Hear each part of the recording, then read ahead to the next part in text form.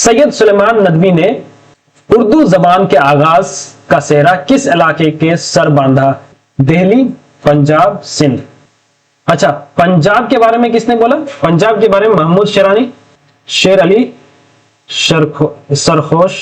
दिल्ली को मसूद हुसैन खां, हरियाणा और दिल्ली को जो ना उर्दू की जाए पैदाइश करार दिया, और सिंध को सैयद सुलेमान नदवी को करार दिया। तो इस वजह से C is the correct option. Syed Sulaiman Nadvi ने उर्दू जबान के आगाज का सेहरा किस इलाके के सर बांधा? तो सिंध के सर बांधा। गौदान क्या है? अभी हमने एक लिस्ट लिखा था गौदान के बारे में।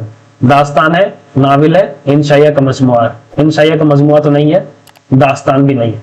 गौदान नाविल है, किसका है? प्रेमचंद का। तो इस वजह से B is the correct option. Sehrul Bayan किसकी मसनवी है? अभी हमने पढ़ा है मीर असर, मीर तकी मीर, दया शंकर नसीम। अच्छा, मीर असर की जो मसनवी है वो ख्वाब ख्याल है। ख्वाब ख्याल मीर असर की मसनवी है। दया शंकर नसीम की जो मसनवी है वो गुलजार नसीम है, गुलजार नसीम है। मीर तकी मीर का जो मसनवियां है, ये बहुत सारी मसनवियां हैं मीर तकी मीर की, जैसे ख्वाब ख्याल भी मसनवी है। ख्वाब ख्याल भी, एक ख्वाब ख्याल मीर असर का है, एक ख्वाब ख्याल जो है ना मीर तकी मीर का है। तो सेहरुल बयान जो है वो मीर हसन की मसनवी है। इस वजह से A is the wrong option, B is the wrong option, C is the wrong option. जब ए बी सी गलत हो तो डी भी गलत होगा।